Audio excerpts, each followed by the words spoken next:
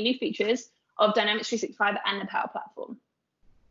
So for anyone that doesn't know me, I'm Sarah Critchley. I work for Hitachi Solutions and lead architect of customer service. So that customer service is, I'm pretty passionate about customer service. I think everyone should be able to receive great customer service, and that's pretty much the reason for my job. So I'm an MVP, but I also do a lot of work really just presenting and speaking often at events like this. So hello, everyone. I want to say huge welcome and thank you for being here today. So we've got 20 minutes actually, because I don't stop. I literally don't stop talking. Once you give me a platform, I literally don't stop. So we've got 20 features in 20 minutes, and believe me, I can do this. So I'm pretty much going to be running down these features, and these are going to be across Dynamics 365, Power Platform, and there's 3 things that you need to really be aware of for these. So I'm going to talk about what the feature is, why you should really care, and how to actually get started with that feature. So I'm going to go ahead and get started. So the first one is the case resolution dialog. If you're aware of customer service, the customer service hub applications, this is core customer service. You can now, when you resolve a case, you've never been able to really customize that little form that comes up when you resolve a case. You have to put billable time, even when it's not relevant. So now you can customize it. And I mean really customize it, not just go ahead and like modify it slightly. You can literally go into the old solution designer and actually customize this. So this means, like I said, you can get rid of standard fields where they are literally not relevant to your organization when you resolve a case now, because if you aren't tracking things like billable time, it's pointless. So you can, this is super useful to actually get started on this. Go ahead and go into the settings area and go to that resolve case dialog. You can see in that screenshot, and make sure that you've clicked customizable dialog, and then just go ahead and customize that. Next one, decomposition trees in Power BI. So I'm not an expert at Power BI, right? And there are lots more people that are great at Power BI than me, but this is one of the latest features of Power BI. And this is just great because especially from a customer feedback perspective, what this allows you to do is split your data so that, you know, a lot of people need to use Power BI for ad hoc research. So when they look at their data, they work so hard making all these amazing apps on Power Platform and Dynamics 365, then they actually need to analyze that data. And when people do ad hoc research, it's just really great to go ahead and see things like the root cause analysis and actually create linked visualizations based on this decomposition tree. It allows you to see, you can see in this screenshot here, where it goes from one thing to the other to the other. So you can pretty much get to things like root cause analysis and other things as well. And you can see it a little bit better there as well. It's pretty sweet. So I've linked an article by Microsoft there that pretty much gives you a how to get started on this. It's not really complicated. Just go into Power BI desktop and use the visualization. That's pretty much it. And there's 2 different controls to go ahead and put your data in there. So that is decomposition trees. The next one is Kanban view. So for those of you who perhaps are used to Trello or even Azure DevOps, you'll be familiar with like an agile-esque board to work with. And Microsoft have actually created this in Sales now. So there are a few caveats to this, that it's only available, I believe, on the activity. Oh no, I think it's the activity entity and the opportunity entity. So just bear that in mind. But it means that you can actually go ahead and see records just in a bit of a better way. And you can actually drag and drop records in the same way that you do for Trello and DevOps. So again, this is not complicated to get started with.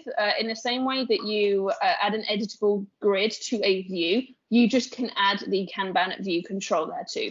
So you can see it there in a bit more detail, how you could, this is in the business process flow. You can actually go ahead and see that drag and drop functionality there. You can see the little hand gripping the record. It's pretty sweet. I like that one, that's cool. This is a cool and easy one as well. If anyone isn't familiar with the timeline in Dynamics 365, definitely you probably have never opened Dynamics 365. So there's the timeline in Dynamics 365 that allows you to view activities and also make notes. Now, what's really important here is you've never been able to make any kind of formatted note. It's always just been almost plain text. And what this allows you to do is you can see that rich text designer at the bottom there. It gives you the capability to go ahead and make some nicer notes. Like no one likes plain text. So it means it's going to be much more readable. There's some enhanced searching in there as well. So it's in there now. Go ahead and take a look. If you want to spin up a free trial, go ahead and you'll be able to see that straight in there without doing anything at all. The next feature is kind of a feature. I think it's a feature, to be honest. So you've got new admin experiences. So you can see there's actually two here. So the first one is you can see now the admin centers are consolidated on admin.powerplatform.com. And it means that you don't have to go digging around the admin Office 365 portal. I know I spent probably too many clicks in the Office 365 portal, but now I can just do this from admin.powerplatform.com. It takes you to the relevant admin center there as well. So, and then the second one is you can actually go ahead and see the apps that are in your environment. So you can see that I'm in PowerCat 5 here, and I can actually go and click on my Dynamics 365 apps and actually see all of my apps in this same interface, which is pretty cool. Again, this is there now. Go ahead and check this out if you want to spin up a free trial to ensure that you're on the latest version. And solution history, this is cool. If anyone, again, you don't have to be a Dynamics 365 expert. If you have been working with CDS and you know solutions, then this is going to be relevant for you as well. So if you want to see the history of the imported solutions and essentially their status, this is now available. So just go to solutions, click on see history, and then what you're going to be able to see is then a full history of your imports and your success, like your status, basically, if they were successful, if there was any issues. And this is really good, especially when you're using managed solutions and you're doing things like upgrades. So this is definitely good to check out. And I definitely think there's a huge amount of investment from Microsoft on the solution front. This is another really fun one. This is only in the Power Platforms. This is only in Canvas apps at the moment. And this is the mixed reality features. So this is pretty much where you can go ahead and use your phone. So you do not need a HoloLens for this stuff. You can just go ahead and use your phone and look at things like spatial mapping. You can go ahead and by doing so, you can measure space. You can take pictures of your model, of your 3D models of products, and you can actually overlay them in your space using your phone, which is pretty sweet. Again, really, really cool. And all you need to do to get started with this is to turn on experimental features in your Power Apps Canvas settings. So again, just turn on experimental features, probably give it a refresh, and then go ahead and start putting and dragging the controls into your Canvas app. That's really all you need. There's some really, really good stuff there. And this is another customer service one. So you can see here that, so one of the things, again, if you're familiar with Dynamics 365, that's been kind of really frustrating is that you've had to switch between the old and the new experiences.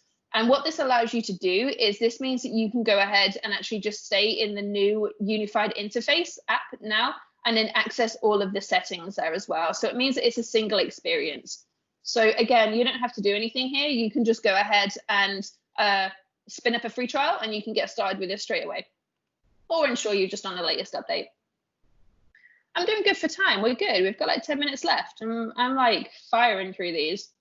So omnichannel engagement, if anyone hasn't checked out omnichannel engagement, you do need to essentially create a free trial if you want to do it from a trial perspective. And then you need to make a second free trial for omnichannel using your first free trial. Sounds kind of complicated, I know, and that's why I've made a video on it. So when I've finished, I'll go ahead and dump the YouTube video of where I explain how to make a free trial of omnichannel engagement. Because what this does is, if anyone's been online shopping lately, you will see like the little live chat icons, right, come up. And it's pretty much where it connects you to a customer service agent that isn't a bot. And what this allows you to do is it allows you to chat and have real-time customer support instantly. And this is what omnichannel engagement, one of the channels, the chat channel, allows you to do. So this is really, really important. And this update or feature that I'm mentioning here, the new channels, is you can see that it's not just chat, SMS, and Facebook anymore. We've actually got Line, Twitter, WeChat, WhatsApp, and Microsoft Teams as well. So there's so many new channels that you can go ahead and get started. And what it does is it allows you to go ahead and create people that manage queues from those specific channels. So it's a really great application, and they've just released new channels. So go ahead and get that free trial and try omnichannel. Connected customer service. If anyone's familiar with connected field service or even field service as a whole, you'll be aware that Microsoft have made some significant investments bringing IoT into the mix. Now, this actually uses a lot of the Azure technology, if anyone's familiar with that. But what it does is it really gives model-driven apps like native Dynamics 365 apps or first-party Dynamics 365 applications the capability to manage IoT devices from the model-driven app itself. So what this does is this really changes the game and flips it. Rather than being on the field service side, this actually makes it into the customer service side. So this allows not someone to necessarily be dispatched to fix a fridge. It allows a customer service agent to go ahead and fix something proactively without someone even needing to go ahead and be on site. So it's pretty cool. And all you need to do is get started, is to go to the Customer Service Hub application, and you can go ahead and review the connected customer service dashboard, and you'll get this screen here. And it will link you to lots of really helpful articles. And all you need to do is click on Learn More, and then you can go ahead and get started. It's really, really awesome. And another new one, you can see that there's just so many applications that are connected to Dynamics. It's pretty cool. So this is a new feature in Customer Service Insights that really let you go ahead and consolidate and identify the most important topics. So if anyone doesn't know what Customer Service Insights is, it's an application that sits on top of essentially a data source, normally CDS and normally your customer service application. And what this does is it gets all the data and then gives you lots of different recommendations and insights based on your data. And it does this using a lot of different artificial intelligence. So things like natural language processing. And what it does is, like you said, like I said, you can kind of see how it consolidates topics, and it gives you, in this scenario, the top 3. And this is what this feature is. It allows organizations to really then focus on the most important issues that are going on for that company at that time. And that's really what people want to go ahead and do. So the next one is Forms Pro Insights Dashboard. This one's actually really, really cool. So what this one is, essentially Forms Pro has come a long way in terms of where it was previously, where we've got the kind of smaller child of Forms, and then we've essentially got the bigger sibling of Forms Pro.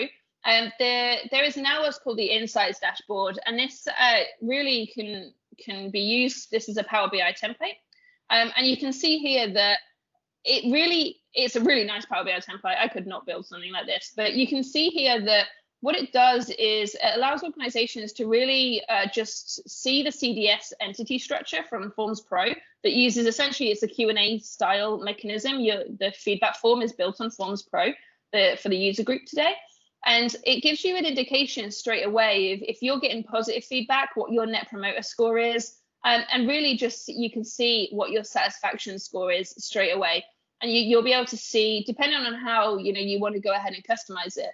But what this dashboard does is it's available out of the box, and you can go ahead and use it straight away. And this is what that feature is. It allows organizations a little bit more acceleration in their journey.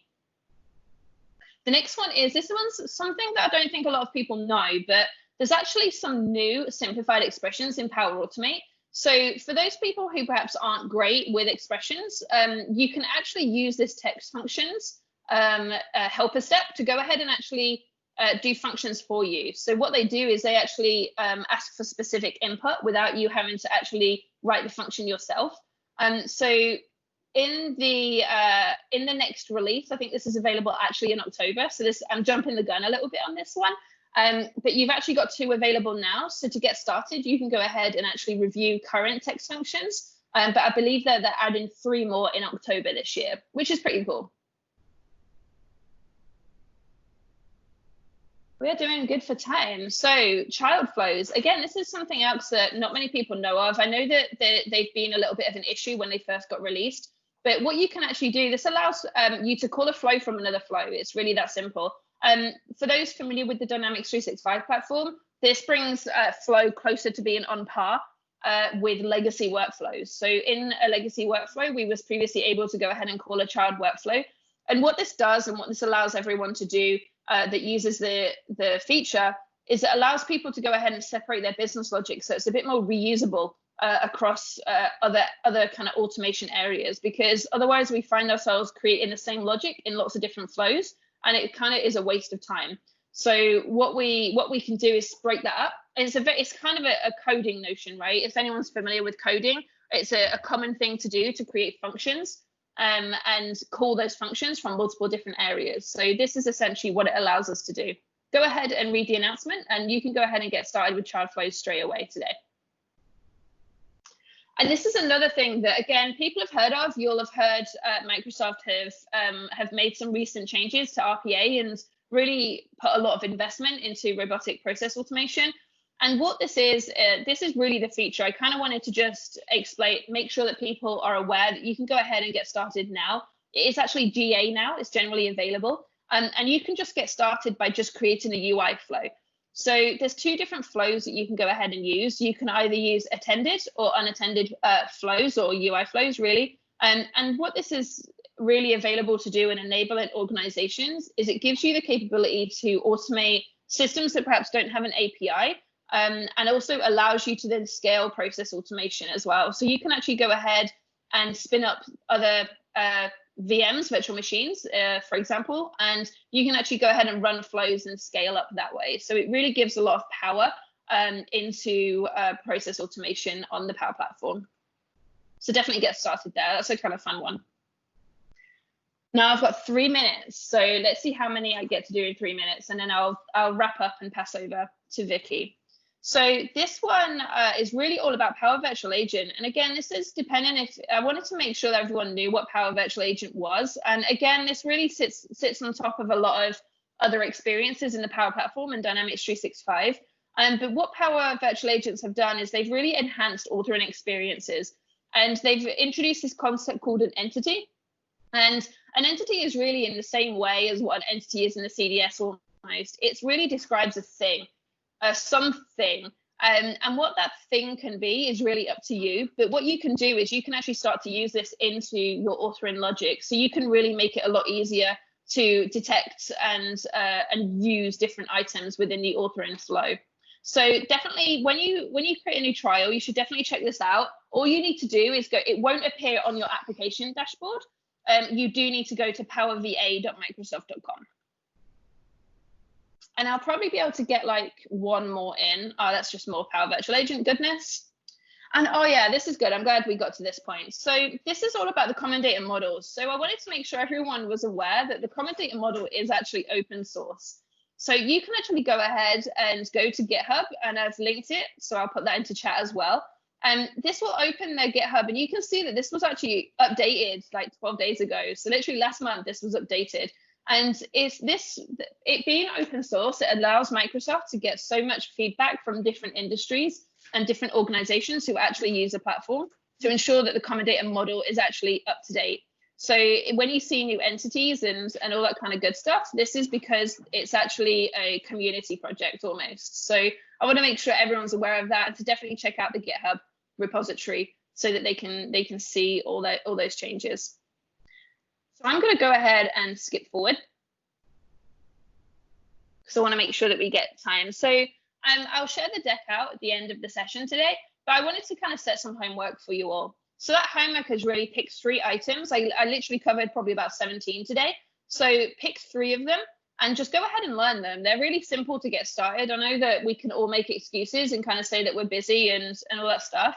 But really, if you just pick 3 that you think are either going to be useful to your organization or even to your career, then I think it will be a really good thing that you can then again enhance your knowledge and then go in and share that with me on Twitter as well.